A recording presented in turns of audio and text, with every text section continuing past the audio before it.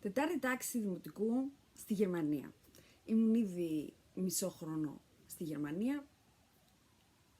Γερμανικό σχολείο, γερμανικά, μάθημα, ανάγνωση.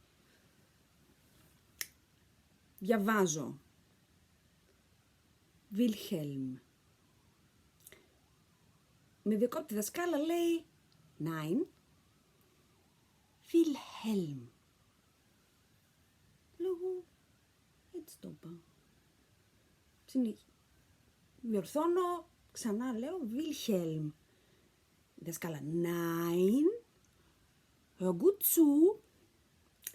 Wilhelm.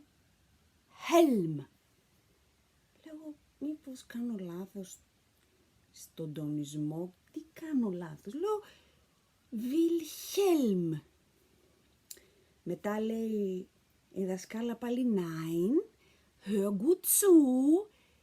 Wilhelm. Εγώ μάλλον στο μη κάνω λάθος.